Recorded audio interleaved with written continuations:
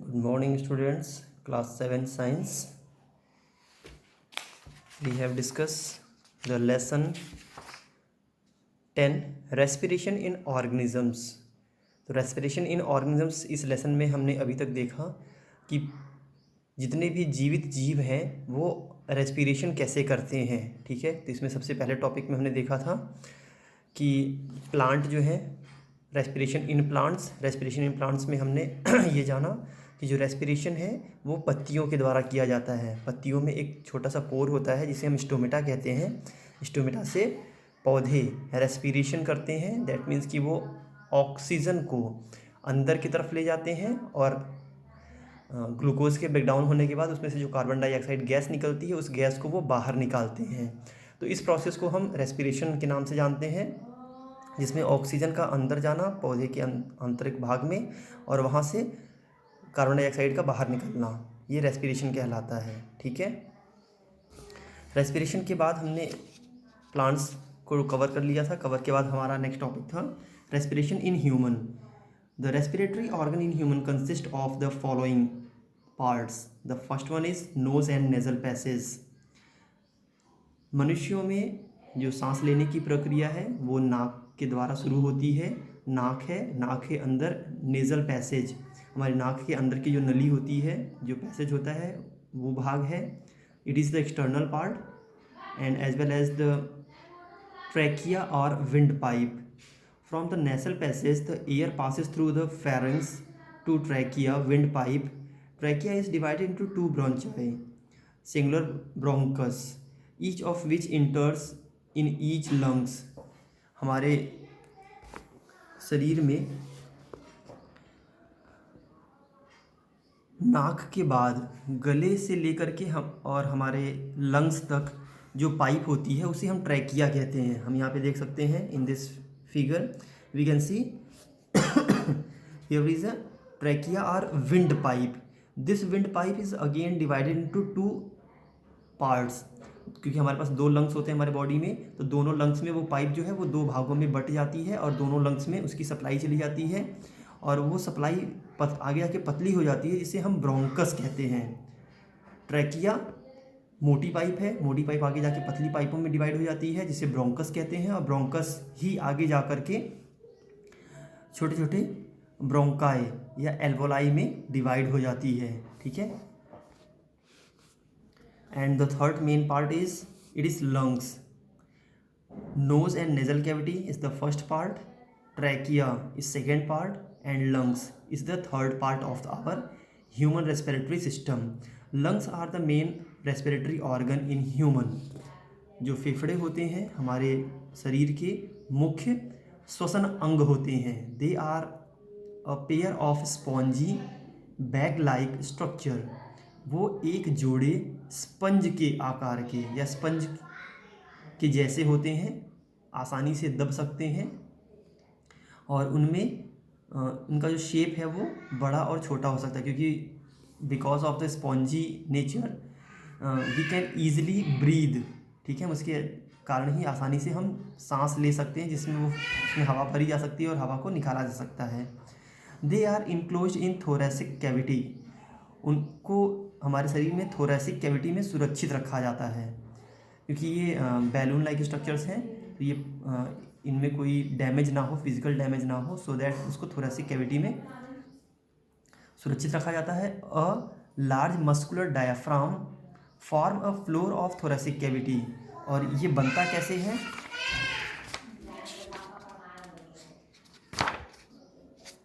हमारे शरीर में हमने देखा जो पतली पतली हड्डियों का ढांचे से डायाफ्राम बनता है, उस डायाफ्राम के अंदर हम इसको सुरक्षित रखते हैं। ठीक है, तो डायाफ्राम जो हमारा होगा वो इस तरह का होगा। We can see in this, ये जो डायाफ्राम है, डायाफ्राम कॉन्टैक्ट मूव्स डाउन। ठीक है, तो जो पसलियों का ढांचा हमारे शरीर में होता है जिसके अंदर लंग्स सुरक्षित रहते हैं उसे हम डायाफ्राम कहते हैं। और डायाफ्राम के अंदर जो स्पेस बनता है डायाफ्राम के स्ट्रक्चर से, उसे हम थोरैसिक कैविटी कहते हैं। ठीक है, the floor of thoracic cavity separates it from abdominal cavity, ठीक है। थोरेसिक कैविटी हमारे पेट को और हमारे लंग्स को अलग करती है, जिसे हम एब्डोमिनल कैविटी कहते हैं। Lungs have numerous thin wall tiny air sac call alveoli. हमारे फेफड़े के अंदर छोटे छोटे tiny wall numerous tiny walled thin air sac, छोटे छोटे हवा के सैक होते हैं। सैक का मतलब होता है बैग से, छोटे छोटे बैग लाइक स्ट्रक्चर्स होते हैं जिनके अंदर हवा भरी जा सकती है, इसे एल्वोलाई कहते हैं। The structure of alveoli is covered by a fine network of blood capillaries. ये जो एल्वोलाई है, यहाँ पे हम देख सकते हैं, जो एल्वोलाई है वो छोटे छोटे बैलून लाइक स्ट्रक्चर्स में है, और इस एल्वोलाई के ऊपर ब्लड कैपिलरीज, ठीक है, हमारे खून की जो नलिकाएं हैं वो इसके ऊपर आच्छादित रहती हैं, इसके ऊपर घेरी रहती हैं, क्योंकि यहीं से जो ब्लड्स को ऑक्सीजन को कैरी करना होता है और CO2 को यहाँ पे रिलीज़ करना होता है। तो यहाँ पे हम देख सकते हैं कि यहाँ पे 2 कलर्स में ब्लड सप्लाईज आ रही हैं, ठीक है। यहाँ पे पल्मोनरी वेन आ रही है, वेन्यूल, और आर्टरी आ रही है, ठीक है।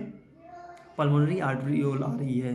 तो पल्मोनरी वेंट्रियोल जो आ रही है, इससे जो ब्लड है, ठीक है, carries oxygen towards the heart. यहाँ से क्या कर रहा है, ऑक्सीजन को कैरी करके हार्ट की तरफ लेके जा रहा है। खून के अंदर ऑक्सीजन को, ऑक्सीजनेटेड ब्लड जो है वो हार्ट को जा रहा है। और जो पल्मोनरी आर्टरियोल है, जो ब्लू कलर की कैपिलरीज आ रही हैं, हम देख सकते हैं कि उसमें क्या हो सकता है, transport deoxygenated blood from the heart. Heart से ऑक्सीजन को छोड़ने के बाद वो ब्लड फिर से डीऑक्सीजनेटेड होने के बाद, ठीक है, मतलब ऑक्सीजन उसके अंदर नहीं रहता है ब्लड के अंदर, वो ब्लड यहाँ पे आ रहा है। मतलब ये नीले वाले पाइप से खून आ रहा है और ऑक्सीजन को यहाँ पे उठा रहा है, और लाल वाले खून से वो हार्ट को जा रहा है, ठीक है। तो इस तरह से ये लगातार आता और जाता रहता है, जो ऑक्सीजन को कैरी करने का काम करता है, ऑक्सीजन को ट्रैप करने का काम करता है। ऑक्सीजन कहाँ पे ट्रैप हो रही है, एल्वोलाई के पास। तो एल्वोलाई के ऊपर कैपिलरीज जो है वो नेटवर्क के फॉर्म में होती हैं, जो उसको ट्रैप करने का काम करती हैं, ऑक्सीजन को ट्रैप करने का काम करती हैं, ठीक है। हम अपने रेस्पिरेटरी सिस्टम को इस तरह से समझ सकते हैं। नोज़ है, नोज़ से जो एयर है, ऑक्सीजन नेजल कैविटी में गई, उससे लैरिंग्स में गई, ट्रैकिया में, ट्रैकिया से ब्रोंकाई, लंग्स, ब्रांचियोल एंड एल्वोलाई। ये पार्ट्स हैं हमारे शरीर के, जिससे होते हुए हवा जो है वो हमारे एल्वोलाई तक पहुंचती है। और एल्वोलाई में, यहाँ पे हमने ये फिगर देखा, एल्वोलाई में जो कैपिलरीज हैं वो पल्मोनरी वेन्यूल जो है वो ऑक्सीजनेटेड ब्लड को लेकर के हार्ट तक पहुंचाने का काम कर रहा है, ठीक है। This is the main physiological function of the respiratory system. The next topic is breathing. It is the process of taking in fresh air rich in oxygen and giving out used air rich in carbon dioxide, ठीक है। Breathing, श्वसन, क्या होता है, श्वसन का जो कार्य है, इसका तात्पर्य है कि हम ऑक्सीजन युक्त हवा को अंदर भरते हैं और कार्बन डाइऑक्साइड युक्त हवा को हम बाहर निकालते हैं, ठीक है, जिसे हम श्वसन कहते हैं, सांस लेना कहते हैं। ब्रीदिंग इज अ फिजिकल और mechanical process of pumping air in and out of the lungs. श्वसन जो है, सांस लेने की प्रक्रिया जो है, वो एक तरह की फिजिकल एक्टिविटी है।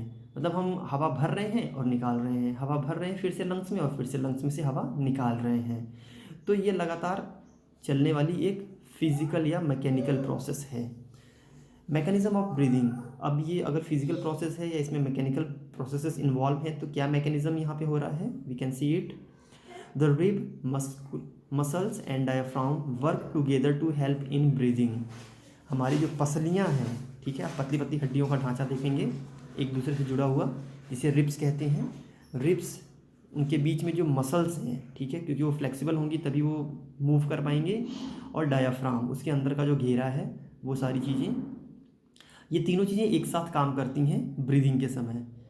जब हम सांस लेते हैं तब क्या होगा, during inhalation ribs are raised up and outward और डायफ्राम मूव्स डाउनवर्ड, ठीक है। यहाँ पे देखिएगा दो चीज़ें एक साथ हो रही हैं।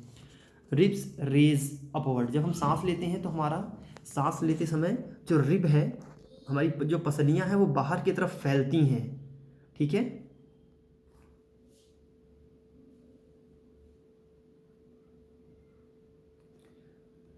रिब्स में देख रहे हैं कि रिब्स के एक्सपेंड, इनहेलेशन में ये एक्सपेंड हो रहा है, और डायाफ्राम कॉन्ट्रैक्ट, जो डायाफ्राम है वो कॉन्ट्रैक्ट हो रहा है, ठीक है।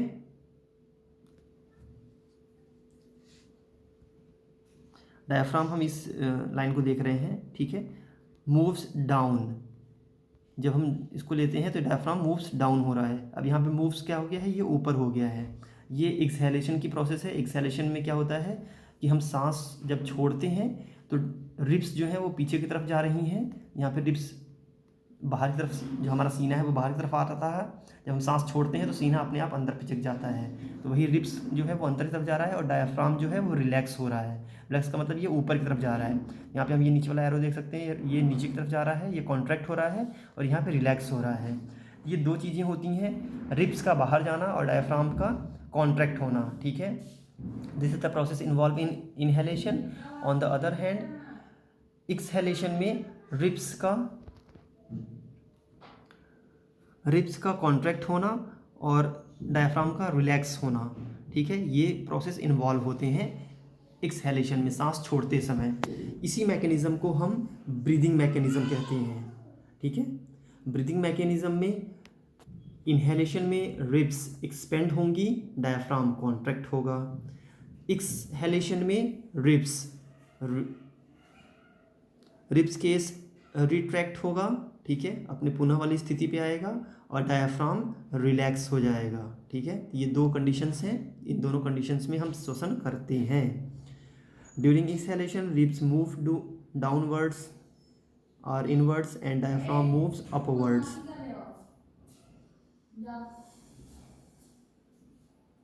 Their original position. This lead to the decrease in the volume of thoracic cavity and lungs, increase the air pressure inside the lungs. ये ऐसा करने का कारण क्या होता है कि जब हम सांस लेते हैं तो ये पूरी तरह से फूल के एक्सपेंड हो जाता है, ठीक है। बैलून लाइक स्ट्रक्चर है, ये पूरी तरह से फूल जाएगा ताकि इसमें ढेर सारी ऑक्सीजन भर जाए। लेकिन जब ऑक्सीजन भरने के बाद जब हम सांस छोड़ते हैं तो छोड़ते समय क्या होता है कि यहाँ से जितना भी CO2 है, CO2 को बाहर फेंकना होता है, तो ये उतनी ही तेज़ी से प्रेशर बनाता है, और ये ठीक है, रिलैक्स होने के कारण जितना ज़्यादा ये रिलैक्स होगा उतना ज़्यादा वो CO2 को बाहर की तरफ फेंक पाएगा, प्रेशर क्रिएट कर पाएगा। Thus used air from the lungs is pushed out through the trachea and nostril. The number of times a person breathes in a minute is called breathing rate. Breathing rate क्या होता है, 1 minute के अंदर हम जितनी बार सांस लेते हैं उसे हम ब्रीदिंग रेट कहते हैं। 1 breath means 1 inhalation plus 1 exhalation.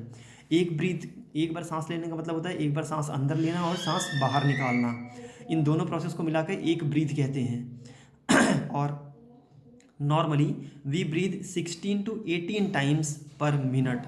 और नॉर्मली हम क्या करते हैं, सामान्यतः एक स्वस्थ मनुष्य 16 से 18 बार 1 मिनट में सांस लेता है और छोड़ता है। But breathing rate increases up to 25 times per minute during the fast running and heavy exercise. और ये जो ब्रीदिंग रेट है, जब भी हम कोई भारी काम करते हैं, दौड़ते हैं या गेम्स खेलते हैं, तो इसका जो रेट है वो 25 टाइम्स तक बढ़ सकता है। 25 times per minute during fast running हो सकता है, ठीक है। नॉर्मली 16 से 18 बार होता है सांस लेना, लेकिन जब हम दौड़ेंगे, दौड़ते समय या हैवी वर्क करते समय या गेम्स खेलते समय, ये 25 टाइम्स पर मिनट तक हो सकता है, ठीक है। Okay, that's about your breathing and respiration in humans. Okay.